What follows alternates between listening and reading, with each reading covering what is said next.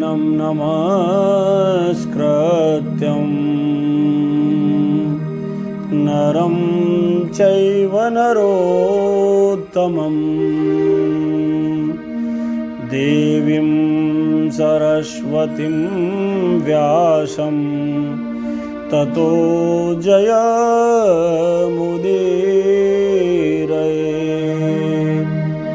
सच्चिदानन्दरूपाय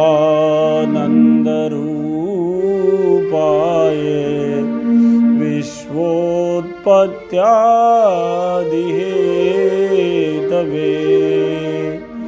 तापत्रय विनाशाय श्रीकृष्णाय वयं नमः। श्रीकृष्णाय वयं नमः। बोले कृष्णचंद्र भगवान की जय। बोले जगज्जननी गौ माता की जय। बोले श्री काल भैरवनाथ की जय। कल हमने चर्चा की थी कन्या विक्रयणो दंपति नाम च कल्कनमय।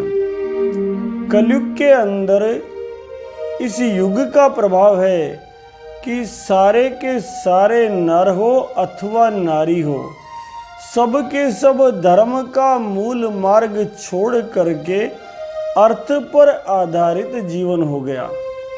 जैसे बाबा तुलसीदास जी ने कहा था, नर अरु नारी अधर्म रत सकल निगम प्रतिकूल है। निगम के द्वारा जो सिद्धांत स्थापित किए गए उसे भूल करके, चाहे वो पुरुष हो चाहे वो मातृशक्ति हो, वो अलग अपने ही हिसाब से अपना धर्म पथ तय करने लग गए। और इसी का विवेचन यहाँ भक्ति महारानी के साथ संवाद में नारद जी महाराज करते हैं। तरुणी प्रभुता गेहे शालको बुद्धिदायक कन्या विक्रयणो लोभा दंपतीनां च कल्कनमय आश्रमा यवनेरुद्धास तीर्थानि सरितस्तथा। सारे के सारे जितने आश्रम थे उनको यवनों द्वारा अवरुद्ध कर दिया गया। सारी की सारी नदियां, सारे के सारे तीर्थ, सब के सब यवनों द्वारा आक्रांत कर लिए गए। देवालय नष्ट कर दिए गए और गति ये हो गई कि जिनके ऊपर समाज को सन्मार्ग देने की जिम्मेवारी थी वे सब भी मूल मार्ग को छोड़ने लग गए, राज्याश्रय की तरफ बढ़ गए। न योगी ने वसे दोवा न ज्ञानी सत्क्रियो नर कली दावा नले नाद्य साधनम भस्मतां गतम। बड़ी विचित्र स्थिति हो गई। ना कोई योगी बचा, ना कोई सिद्ध बचा, ना कोई ज्ञानी बचा और ना ही कोई सत्क्रिया में लीन व्यक्ति बचा। सारे के सब जितने भी साधन थे, कली नाम की इस दावानल ने, इस जंगल में लगी आग ने सबको नष्ट कर दिया, सबको भ्रष्ट कर दिया। अट्टशूला जनपदा शिवशूला द्विजातये कामिन्ने केशशूलिन्ने संभवंती कला विहे। बहुत ही विचित्र समय आ गया। सारे के सारे लोग अन्न बेचने में लग गए, जबकि कलयुग से पहले अन्न विक्रय की चीज नहीं थी।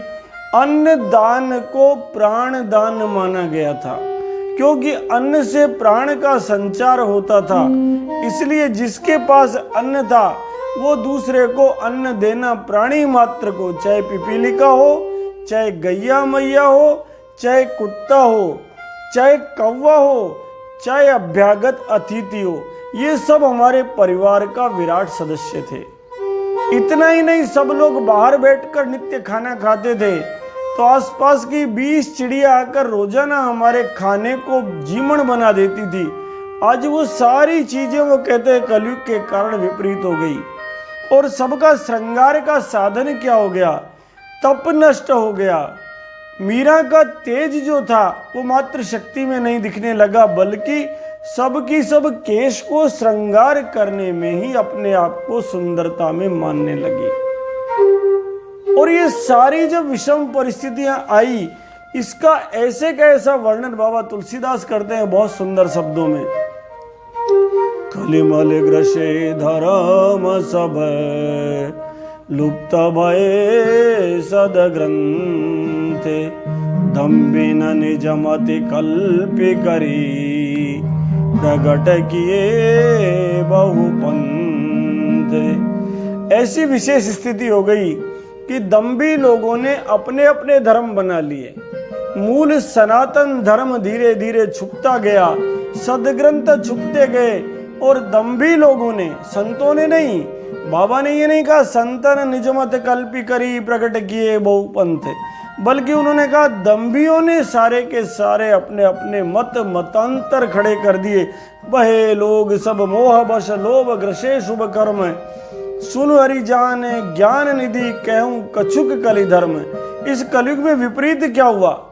सबके सब ने आश्रम छोड़ दिए, व्यवस्थाएं भंग हो गई, और राजा जिसका काम प्रजा का रक्षण था वो प्रजा के भक्षक बनते गए। द्विज श्रुति बेचक भूप प्रजासन को नहीं मान निगम अनुशासन।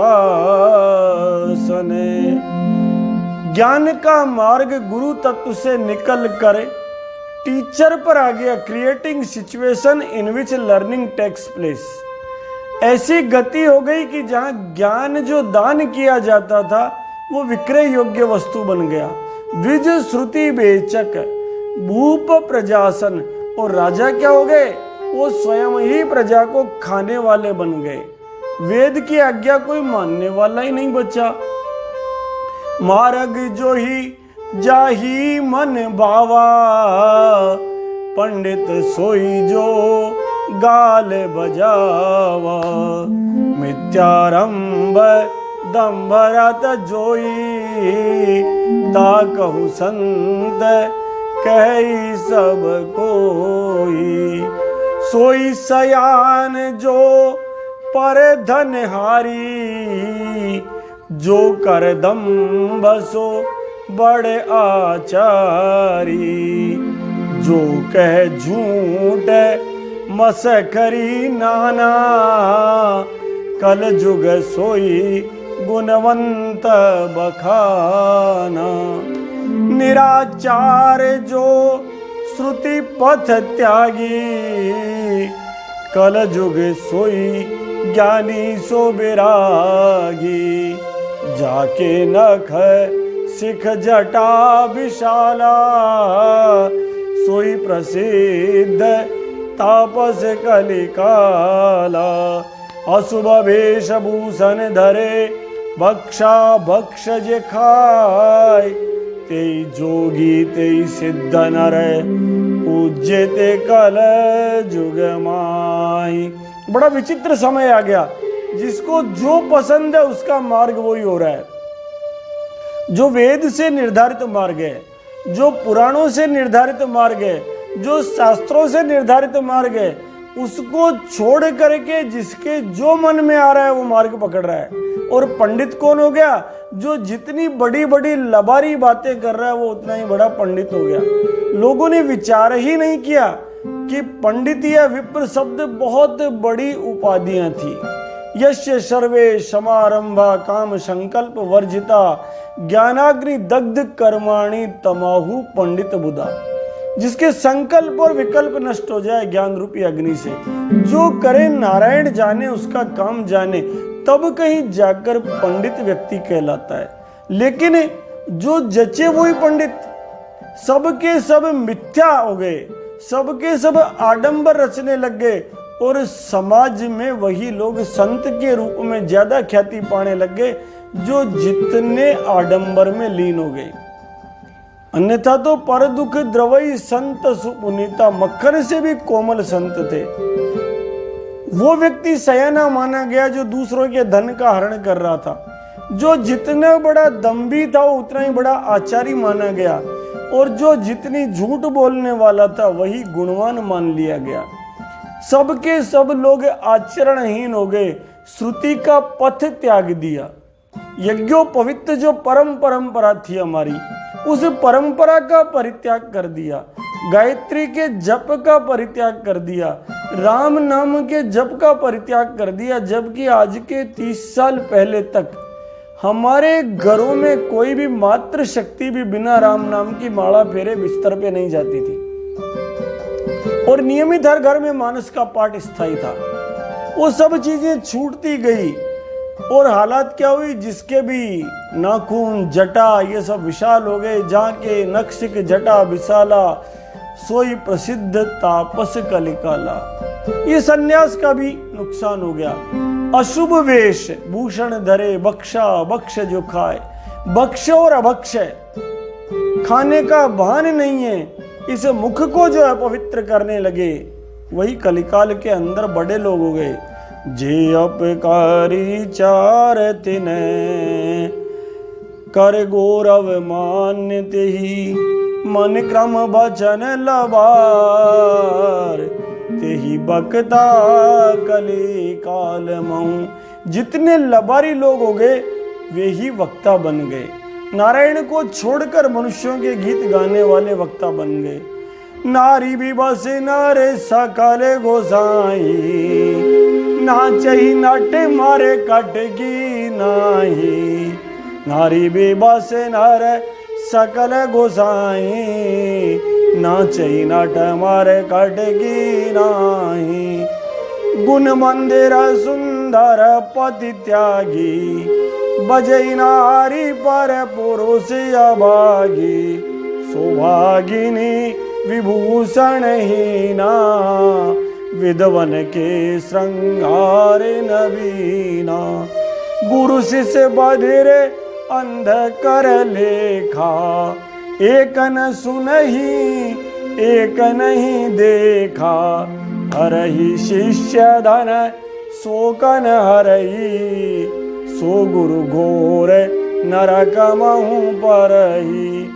ये कलयुग का प्रभाव है कि शिष्य गुरु के संबंध ऐसे हो गए मानो एक अंधा है एक बहरा है, उसे दिख नहीं रहा है, उसे सुनाई नहीं दे रहा है।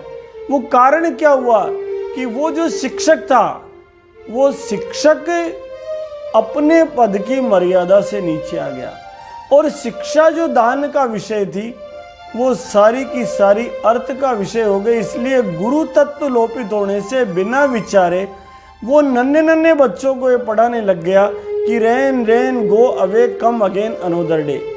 राजस्थान की भूमि पर जहाँ पहले ही बारिश कम है, वहाँ अकाल की व्यवस्था छोटे छोटे बच्चों के जब से होने लग गई। बारिश बारिश वापस जाओ, आज नहीं तुम कल फिर आओ। यह अंधे बहरे का रिश्ता था। ऊंट की पूंछ से ऊंट बंधोई में ऊंटन की सी कतार चली है। हरई शिष्य धन शोकन हरई, मानो कोई प्राइवेट स्कूल बन गई हो। शिष्य का धन तो हरण हो रहा है लेकिन उसका शोक नहीं हर रहा है। और ये जब नहीं हरे तो मानस कहती है सो गुरु घोर नरक मोह परई। माता पिता भी कोई शिक्षा नहीं, कोई कल्टीवेशन नहीं बच्चों का। पौधे की कितनी सुरक्षा करते हम, लेकिन माँ बापों ने दायित्व छोड़ दिया कि बेटा घर पे एक तुलसी का पौधा लगाओ, नित्य सायंकाल उसमें घी का दीपक जलाओ, घर में गाय रखो। हमारे घर में धर्म नहीं था किसी कन्या को देने का जिसके घर में गाय नहीं हो। जिस घर के दरवाजे पे तुलसी का पौधा नहीं हो उसमें प्रवेश नहीं करते थे। घर की देली होती थी, लेकिन गति क्या हुई, मातु पिता बालक ने बोलावई, उदर भरे सोई धर्म सिखावई। बड़ा विचित्र समय है, सब कोई अपने धर्म से विमुख होता गया। अब ऐसे विचित्र समय में नारद जी महाराज ने एक अद्भुत दृश्य देखा। वृद्धो द्वौ पतितो पार्श्वे निश्वसन्तावचेतनो, शुश्रूषन्ति प्रबोधन्ति रुदति च तयो पुरे। एक तरुणी स्त्री देखी जिसकी गोद में जो बूढ़े बालक लेटे हुए थे, और दोनों बूढ़े बालकों को वो तरुणी स्त्री जगाने का प्रयास कर रही है, उन्हें प्रबोध देने का प्रयास कर रही है, लेकिन वो बच्चे जाग ही नहीं रहे। सैकड़ों की सैकड़ों दिव्यात्माएं चारों तरफ बैठकर पंखा जल रही है। गंगा, यमुना, सरस्वती सब पंखा जल रही है, पर वो बालक जागृत नहीं हो रहे। अब जब वो बालक जागृत नहीं हो रहे तो नारद जी जैसे ही वहां से निकलते हैं, वो स्त्री एकदम पुकारती है, भो भो साधो क्षणम तिष्ठ मच्चिंतामपि नाशे दर्शनम तव लोकस्य सर्वथागारम परम। ओ साधु, भो साधो, अरे ओ महाराज, अरे ओ महाराज, क्षणम तिष्ठ, एक पल के लिए रुक जाओ, मत चिंतामपि नाशे, मेरी चिंता का नाश कर जाओ महाराज, क्योंकि मैंने सुना है कि आपका दर्शन होना व्यक्ति के सारे पापों को नष्ट कर देता है, इसलिए महाराज रुको। नारद जी महाराज अनजान बनकर पूछते हैं, काशी त्वम का विमोचेमा नार्ये का पद्मलोचना। अरे सुंदर स्त्री, तुम कौन हो? अरे देवी, ये गोद में जो तुम्हारे दोनों पुरुष लेटे हुए हैं वृद्ध, ये कौन है? ये सारी देवियां कौन है जो तुम्हें घेरे बैठी है? तब वह युवती कहती है, अहम भक्तिरिधि ख्याता इमो में तनयो मतो ज्ञान वैराग्य नामानो काल योगे न जरे जरो। महाराज, मैं भक्ति महारानी हूँ, और ये दोनों, एक ज्ञान है, एक वैराग्य है। मैं द्रविड़ देश में पैदा हुई थी, वृंदावन में आज भी मैं मौजूद हूँ, लेकिन इसके बावजूद मेरे दोनों पुत्र जो है बूढ़े हो गए। अब महाराज मेरा दुर्भाग्य है कि मेरे बेटे तो बूढ़े हो गए, मैं जवान हूँ। किसी भी माँ के लिए इससे बड़ा दुख क्या होगा, इसलिए महाराज मेरे दोनों बच्चों को भी जवान कर दो। नारद जी महाराज कहते हैं कि सुनो भक्ति महारानी, ये दारुण कलयुग है। इस कलयुग के कारण ही सारे के सारे तेन लुप्त सदाचारो योग मार्ग तपांसिचे, सारे के सारे योग मार्ग लुप्त हो गए, सारे के सारे तप लुप्त हो गए, सबके सब प्रभाव जो होने थे सबका सार खत्म हो गया। भक्ति महारानी कहती है, महाराज ये बताओ, कथम परीक्षिता राज्ञा, परीक्षित नाम के राजा ने जब सब कुछ नष्ट कर दिया अधर्म के लिए, सबके अधर्म के साधन उन्होंने समाप्त कर दिए, तब उन्होंने इस घोर कलयुग को जिंदा क्यों छोड़ दिया? नारद जी महाराज कहते हैं, सुनो, ये जो कलयुग है ना, चाहे इसमें सारे अवगुण हैं, पर इसमें एक गुण है जिसको देख करके परीक्षित ने इसे जिंदा छोड़ दिया। यत् फलम नास्ति तपसा न योगेन समाधिना। सुनो भक्ति महारानी, जो फल तप से नहीं मिलता, जो योग से नहीं मिलता, कल्पना करो त्रेता युग में दशरथ के पूर्वज थे मुचकुंद, उन्होंने देवासुर संग्राम में मदद की, तो अगले जन्म में वो भगवान कृष्ण का दर्शन करते हैं, और वहां जब रणछोड़ बन के भगवान जाते हैं तब वो दर्शन को प्राप्त करते हैं मुचकुंद 28वीं चतुर्युगी में, और वहां भी कृष्ण उन्हें कहते हैं कि तुम अगले जन्म में भारत भूमि पर संत बनोगे, और कलयुग में जाकर वो नरसिंह मेहता के रूप में प्रकट होते हैं, और उसके बाद उन्हें मुक्ति मिलती है। अर्थात सतयुग में, त्रेता युग में किया हुआ तप कलयुग में फलित हो रहा है, जबकि यहाँ वो कहते हैं यत् फलम नास्ति तपसा न योगेन समाधिना तत्फलम लभ्यते सम्यक कलो केशव कीर्तनात्। जो फल तप से, जो फल यज्ञ से, जो फल योग से, जो फल समाधि से प्राप्त नहीं होता था, वो फल कलयुग में केवल भगवान के पावन गुणानुवाद का कीर्तन करने मात्र से प्राप्त हो जाता है। इसलिए कलयुग के समान कोई युग है ही नहीं, इससे सुंदर कोई युग हो ही नहीं सकता। गोविंद बोलो हरि गोपाल बोलो, गोविंद बोलो हरि गोपाल बोलो, राधा रमण हरि गोविंद बोलो, राधा रमण हरि गोविंद बोलो, गोविंद बोलो हरि गोपाल बोलो, गोविंद बोलो हरि गोपाल बोलो, गोविंद बोलो गोपाल बोलो, गोविंद बोलो गोपाल बोलो, गोविंद बोलो हरि गोपाल बोलो, गोविंद बोलो हरि गोपाल बोलो, राधे रमण हरि गोविंद बोलो, राधा रमण हरि गोविंद बोलो, गोविंद बोलो हरि गोपाल बोलो, गोविंद बोलो हरि गोपाल बोलो, गोविंद बोलो गोपाल बोलो, गोविंद बोलो गोपाल बोलो, गोविंद बोलो हरि गोपाल बोलो, राधा रमण हरि कृतयुग त्रेता द्वापर पूजा मख अरु जोग। कृतयुग में, सतयुग में, त्रेता में, द्वापर में जो परिणाम पूजा से, यज्ञ से और योग से मिलता है, बाबा तुलसी कहते हैं वही बात जो वेद व्यास कहते हैं। कृतयुग त्रेता द्वापर पूजा मख अरु जोग, जो गति हो सो कली हरि, नाम ते पावहि लोग।